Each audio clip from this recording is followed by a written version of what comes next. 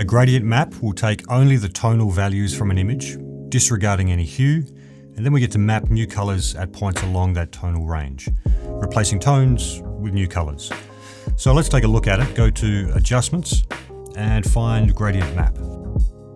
Once we're in, we'll have the gradient library at the bottom, and we can swipe or tap through the library to select a gradient to apply. But let's create a new gradient with the plus button here. This gives us a default black to white gradient. The bar along the bottom here is the gradient, but this also represents the range of tones that we're mapping colors to, from left to right, dark to light. The little squares here at the ends are the two starting color points. Tap on a color point to change its color. We have our different color selection modes along the bottom, and we'll make the color for the dark tones a nice blue. And let's make the color point for those light tones yellow.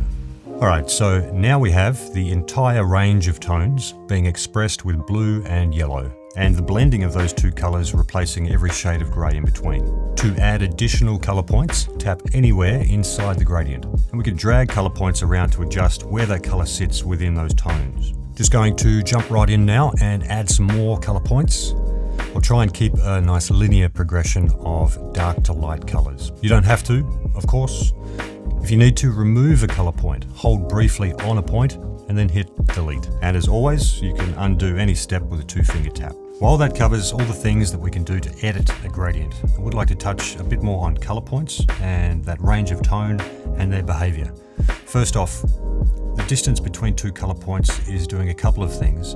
It dictates how much of a slice of those tones that we're affecting, but also how sharply the colors that we choose will blend. You could drag two color points right on top of each other and get a very sharp shift in color. Second thing is just how much control we have over tone, because it's tone that we're using as the target, and because we can set any color of any brightness. You could choose dark colors to replace lighter tones, or you could wash out whole portions of tones by setting multiple color points to share the same color. And the last thing would be that the width of the entire gradient represents the entire tonal range. So if color points get moved in from those far ends, then we end up clipping the tones at those ends because there won't be colors there to represent them.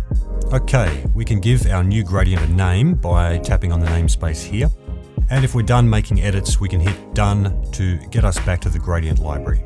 And some quick housekeeping while we're in the library. We can drag and drop gradients around to rearrange them. Hold briefly to delete or duplicate it. And long hold on the plus button to restore the default gradients. This loads in a fresh duplicate set of the defaults, so it's not going to override anything that's already there.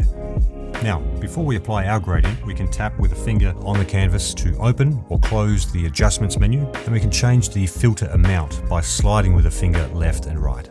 To apply a selected gradient and leave the tool, tap any of the other tools along the top, just like that. I hope this helps. If you need any more, you can find the Procreate handbook. There's a link for that in the description. Or while you're in Procreate, go to Actions and then across to the Help tab. Some really good stuff in there. Have fun with it.